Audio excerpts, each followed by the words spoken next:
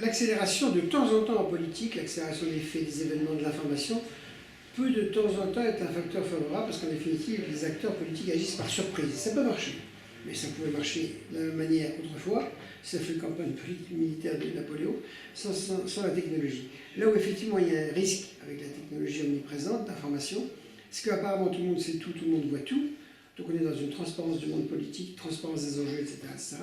Et en fait, l'action va toujours beaucoup plus lentement que l'information.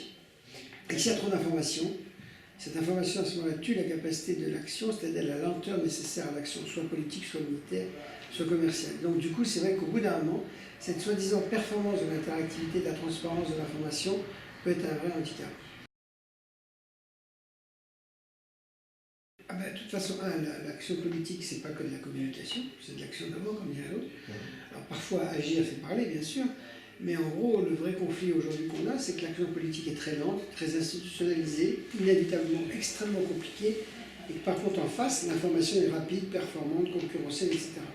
Et le problème, c'est de revaloriser aujourd'hui l'action politique. C'est l'action politique qui est de valoriser. La vitesse de circulation de l'information, la concurrence folle des médias entre eux, a fait qu'aujourd'hui, ils ont eu raison ils ont délégitimé le politique. En gros, tout le monde pense qu'il peut être apolitique. En plus, on a partout des images du politique quand il mange, quand il dort, quand il fait l'amour et tout le bazar.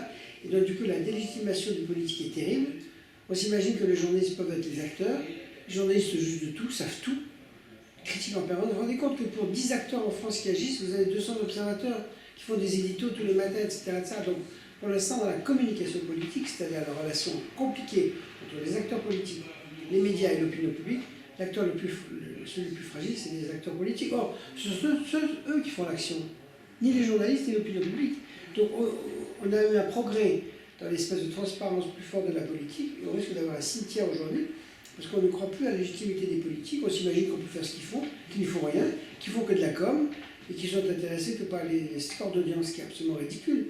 Les politiques font la chose du monde la plus compliquée, essayer de changer une société qui ne veut pas changer, et gérer les crises et le risque de guerre quand il arrive.